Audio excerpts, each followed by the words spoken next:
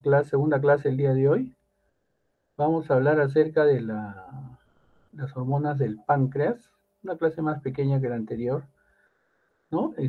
Nosotros ya hemos hablado del páncreas, de sus generalidades. Hemos visto que el páncreas es una glándula retroperitoneal que está compuesta por islotes y por tejido, ¿no es cierto? Estos islotes tienen un tipo de celularidad y el tejido en los acinos son las hormonas que hemos visto en la primera parte en digestivo, que son todas las enzimas que van a ayudarnos a la digestión de carbohidratos, grasas, proteínas, etc., ¿no es cierto? Que están en forma inactiva. Y en sus islotes aislados tenemos dos tipos de células. Acá histológicamente podemos ver nosotros los islotes, cómo se encuentran, ¿no? Y su desembocadura es igual para la parte exocrina. La parte endocrina libera su contenido a la sangre directamente. Esta parte endocrina va, aparte de las enzimas, en los islotes de Langerhans, se van a observar dos hormonas, la insulina y el glucagón. La insulina para consumir la glucosa que nosotros ingerimos y el glucagón para producirla, para ayudar a producirla, ¿no es cierto? También puede producir algunas otras hormonas como la milina, la somatostatina, el polipéptido pancreático, que poco a poco estamos conociendo más acerca de ellos.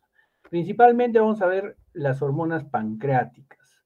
En los acinos están los jugos digestivos y en los islotes Langerhans, como hemos visto, son las funciones netamente endocrinas, ¿no es cierto? Aquí tenemos las islotes de Langerhans con células alfa y células beta, ¿no? Entonces, nosotros vemos que estas proteínas, ¿no? Van a derramarse las enzimas digestivas con la bilis, se derraman tanto en lo que es en el conducto pancreático y acaban en la ampolla de Vater, ¿no? Un conducto final común con el colédoco. Eso ya lo hemos visto hasta el cansancio. Pero nosotros en los islotes, que es el otro tejido que tenemos dentro del páncreas, producimos insulina con las células alfa, beta, las células alfa producen glucagón y las células delta que producen aparentemente somatostatina, ¿no es cierto? Entonces, las células beta son el 60% y producen insulina. Las células alfa, que son el 25%, producen glucagón. Las células deltas producen somatostatina y unas células especiales que producen el polipéptido pancreático.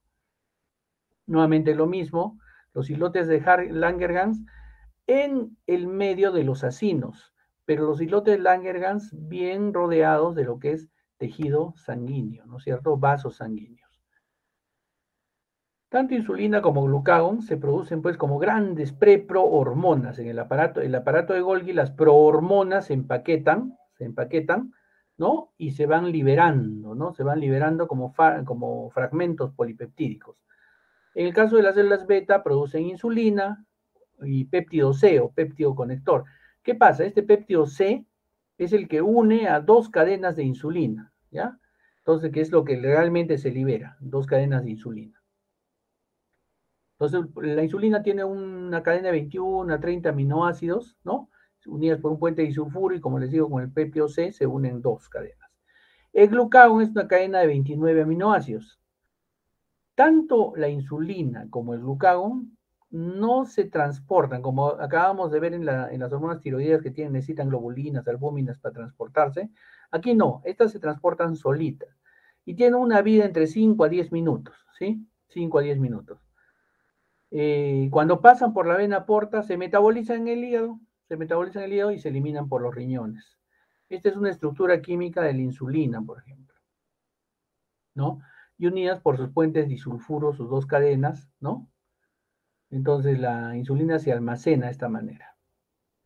Cuando nosotros comenzamos a tener un exceso de glucosa en el organismo, por ejemplo, después de su desayuno, entonces nosotros tenemos un captador en las células pancreáticas que llega a la sangre, se capta por las células GLUT2, por un transportador. Esta glucosa va a estimular y va a ingresar a la célula y va a formar la glucosa 6-fosfato.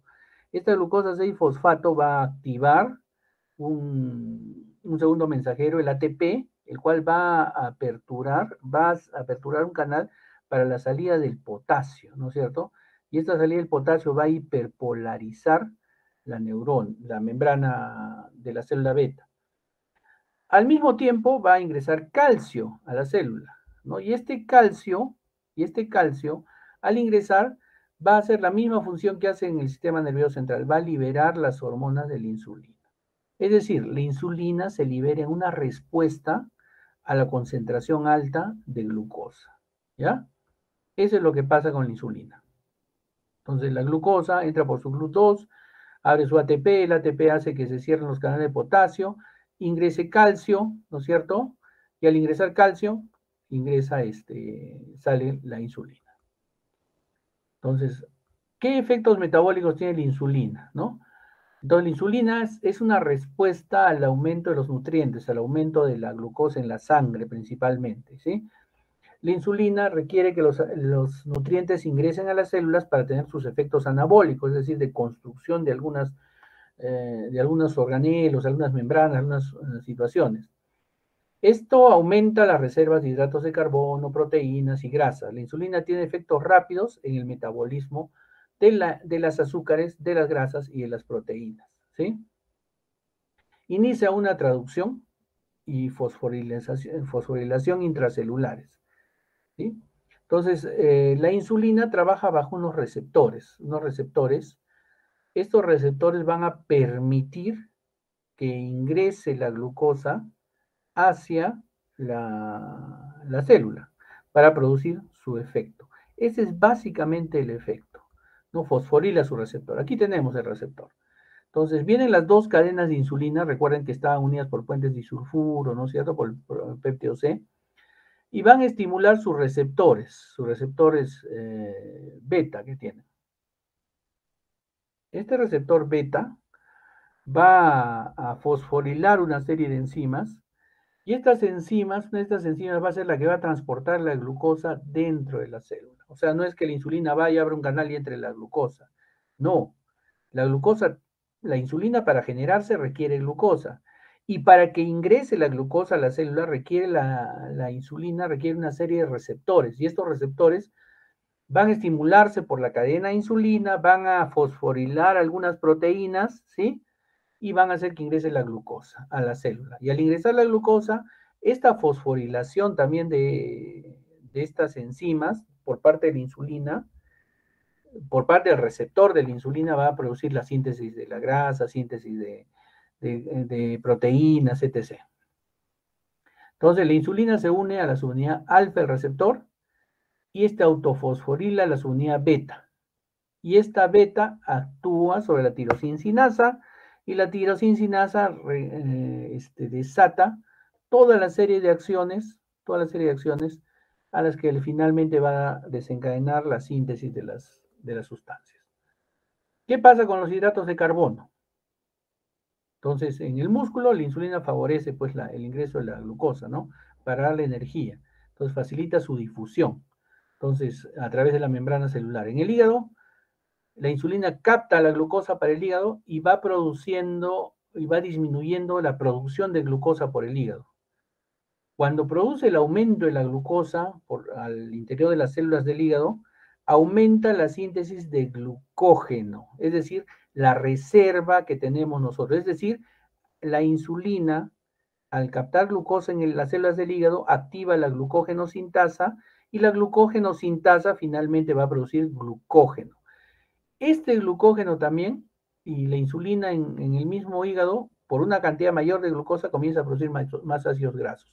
El exceso de glucosa produce ácidos grasos. ¿Ya? Entonces,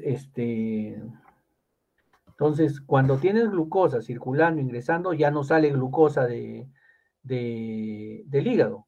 El hígado activa la glucógeno sintasa e inhibe la glucógeno fosforilasa, que es la que finalmente va a hacer que se produzca esta glucosa nueva en el hígado, ¿no? En el tejido adiposo, la insulina facilita la entrada de glucosa a las células, tiene un efecto sobre la insulina, poco o nada tiene que ver con las células en el cerebro, más bien. El cerebro, las neuronas solitas captan la glucosa, no necesitan insulina para captar la glucosa, ¿sí? Las células cerebrales son permeables a la glucosa. Pero en el tejido adiposo sí, la insulina facilita la entrada de la glucosa a las células. Entonces, en la grasa, como va a haber mayor producción de ácidos grasos en el hígado y facilita el ingreso de glucosa a la grasa, aumenta la producción de ácidos grasos y su movilización, ¿sí? Entonces, aumenta en el tejido adiposo su transporte de la glucosa, induce a la lipoproteína lipasa, lo que hace que aumente la cantidad de ácidos grasos. Entonces, la insulina induce la síntesis de ácidos grasos en el hígado y finalmente en la grasa. Entonces, no se reducen estos ácidos grasos, no se oxidan en la grasa porque hay un aumento en la conversión de la acetilcoenzima A en malonilcoenzima A. Y esta malonilcoenzima A es la que inhibe la carnitina acetiltransferasa, que es la que hace que finalmente los ácidos grasos, ¿sí?, se vayan del citoplasma a las mitocondrias para su oxidación. Es decir, la insulina ayuda a la captación de grasa, aumenta la síntesis de ácidos grasos, pero también es evita que se formen cuerpos cetónicos a través de estas grasas en las mitocondrias. En cuanto a las proteínas, es una hormona, la insulina anabólica, pues, ¿no es cierto? Ayuda a la síntesis de proteínas, estimula el ARN mensajero para que los aminoácidos que ingresen a la célula comiencen a producir sus cadenas peptídicas y su producción de proteínas. La glucosa, entonces, es el controlador más importante de la secreción de insulina, ¿sí? Entonces, y también tenemos una retroalimentación positiva. Cuando hay más glucosa, se genera más insulina. Cuando hay menos glucosa, se genera menos insulina, ¿ya? Entonces, esta es la forma en que más o menos se maneja con la glucosa, ¿no? Entonces, la glucosa sanguínea, ¿sí?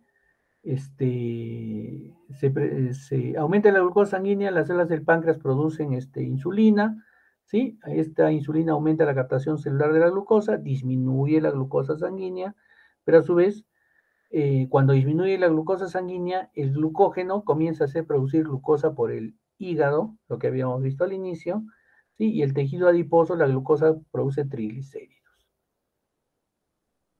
¿Qué otras cosas, aparte de la insulina, aparte de la glucosa, aumentan la secreción de insulina?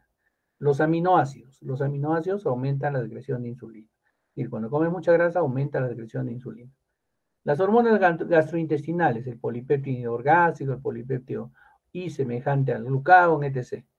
Otras hormonas que generan mayor ingreso de mayor formación de insulina, el cortisol, la hormona del crecimiento. Estas hormonas ayudan a la secreción de insulina. Pregunta de examen. Y aquí está clarito, tómenle ahí, quiénes aumentan la secreción de insulina, quiénes disminuyen la secreción de insulina. Capturen eso si quieren. El glucagón y sus funciones. El glucagón, al revés de la insulina es la que hace que ingrese la glucosa a las células, ¿no es cierto? Y produce el ingreso a las grasas, a las proteínas, etc. El glucagón, al contrario de la insulina, el glucagón lo que hace es un polo totalmente opuesto, pues, ¿no? Es un polo totalmente opuesto el glucagón. Lo que hace es producir glucosa, ¿no? Producir glucosa, ¿sí? El glucagón se une a la anilciclasa, genera un segundo mensajero que es el AMP cíclico, activa la proteína sinasa y comienza a activar la ruptura del glucógeno y comienza a producir glucosa a partir del glucógeno. ¿Y dónde estaba el glucógeno? Estaba en el hígado. Recuerden que en el hígado el exceso de glucosa se almacenaba en el hígado como glucógeno. Bueno, en las etapas de ayuno prolongado, el glucagón comienza a trabajar para que el glucógeno que teníamos en el hígado comience a producir glucosa y en los periodos en los que no comemos largo rato no se produzca ningún problema. Entonces, el glucagón produce hiperglicemia de diversas formas. Estimula la glucogenólisis e inhibe la glucólisis, es decir, aumenta la glucosa 6-fosfato, ¿sí? que conduce a una mayor liberación de glucosa por el hígado. Entonces, lo que hace es que evita que se destruya la glucosa y aumenta la formación de glucosa a través del glucógeno, ¿sí? El glucógeno, a diferencia de la insulina que no es cetogénica, el glucagón sí es cetogénico, ¿no es cierto? El glucagón sí es cetogénico. Inhibe la acetilcoenzima A y disminuye la producción de la malonilcoenzima A. Entonces, estos ácidos grasos ingresan a las mitocondrias, el efecto contrario totalmente de la insulina produce el glucagón, ¿sí? Entonces, ¿quién controla el glucagón? La hiperglicemia aumenta la secreción de la hipoglicemia, aumenta la secreción del glucagón. La hiperglicemia disminuye la secreción del glucagón, ¿sí? Entonces, el glucagón y la insulina son efectos que se contraponen, ¿no? Que se contraponen. El glucagón aumenta la secreción de glucosa, comienza a producir mayor cantidad de glucosa, y la insulina disminuye la, la presencia de glucosa a nivel sanguíneo, haciéndole ingresar a las células de nuestro organismo. Algunos aminoácidos, al igual que los aminoácidos estimulan la secreción de la insulina, también algunos aminoácidos como la arginina, la alanina, producen el aumento de la secreción del glucagón, ¿sí? Entonces, cuando te produces más insulina, produces hipoglicemia. Y cuando tienes hipoglicemia, aumenta el glucagón y el glucagón comienza a recuperar esa glucosa que le falta a tu organismo. Recuerden entonces, en estados de ayuno prolongado, el glucagón es el que ingresa para destruir los enlaces del glucógeno, hacer glucogenólisis y producirnos glucosa. Entonces, el ayuno y el ejercicio estimulan a la formación del glucagón. El ejercicio porque necesitamos más energía, ¿no es cierto? Entonces, aquí en el metabolismo, nosotros ya más o menos del ayuno, nosotros vemos que el glucagón en el ayuno al inicio está bajo y después tiende a aumentar el glucagón para que aumente la cantidad de glucosa libre, ¿no? Entonces, en el ayuno es así. El ayuno que nosotros tenemos, por ejemplo, ustedes han desayunado a 7 de la mañana. Después de desayunar 7 de la mañana, ya se han consumido su glucosa en ese momento. Entonces, ¿quién entra en este momento a actuar? El glucógeno, porque produce glucogenólisis, inhibe la glucólisis y comienza a haber glucosa presente en nuestro torrente sanguíneo, que la insulina otra vez comienza a secretar y comienza a hacerlos ingresar a las células. Es el estado de ayuno. Cuando el ayuno es muy prolongado, el glucógeno comienza a sacar más insulina. Y cuando el ayuno es mucho más prolongado, entonces comienza a producir cuerpos cetónicos, ¿no? En los estados de inanición entramos en cuerpos cetónicos, saca la energía de los ácidos grasos, comenzamos a bajar de peso por eso cuando estamos en ayuno. ¿Sí? Nuestro cerebro funciona de esa manera. Entonces, este es el mecanismo en que se regula la sangre básicamente, un perfecto equilibrio entre glucagón e insulina. Finalmente, la somatostatina inhibe la secreción de glucagón y de insulina. Se producen las células delta, ¿sí? En el tubo digestivo y en el hipotálamo. Cuando hay mucha concentración de glucosa, aminoácidos, ácidos grasos, etc., se inhibe la formación de ambos, ¿no? A través de la somatostatina. Y esto evita entonces de que comenzamos a hacer catabolismo en nuestro organismo y evitamos tener estados de hiper o hipoglicemia. Tenemos dos tipos de diabetes mellitus, que es lo que nos altera actualmente lo que es la glucosa, la patología más frecuente que tengamos de la diabetes, del páncreas. La diabetes 2 es no insulino dependiente, se va formando con el tiempo, se ha visto que la obesidad viene a formar altera la percepción de la insulina. En cambio, la diabetes mellitus tipo 1 es una falta total de células beta en el páncreas.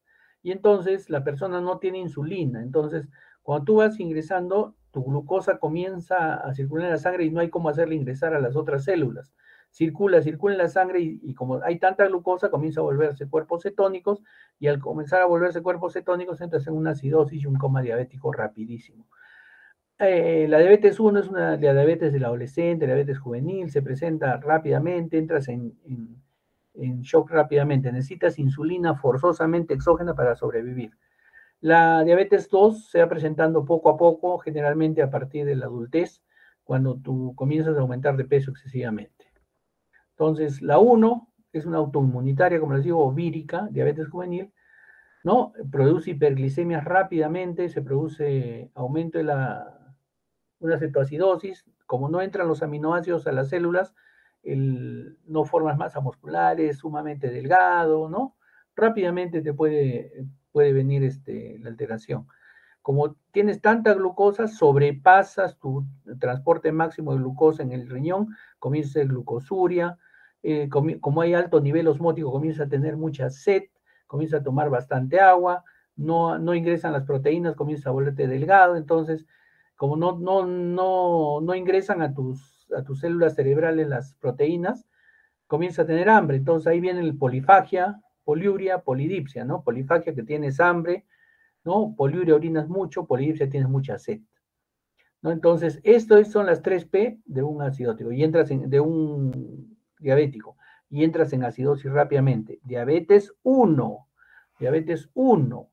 La diabetes 2, como le digo, esto se va presentando, pero paulatinamente con el tiempo. Y a veces no es parcial. No todas las diabetes 2 necesitan insulina. Algunas solo con tratamiento con pastillas o dieta. ¿Ya? Generalmente, como les digo, se asocia a la obesidad y hacen resistencia a la insulina con el tiempo. Es diferente, tú produces insulina, tienes tu morfología normal del páncreas, pero, puedes hacer resistencia a la insulina. La diabetes del adulto se conoce, no juvenil como la otra. ¿Sí? ¿Cómo lo tratamos? Primero la dieta, disminuyendo la cantidad de glucosa que consumimos, es decir, carbohidratos, etc. ¿No? Esta es la diferencia entre 1 y 2, la diabetes 1 y 2. Por ahí también puedo preguntarles esto para que más o menos tengan ustedes una idea. Esta clase era chiquita, como les decía, jóvenes. Entonces, jóvenes, vamos a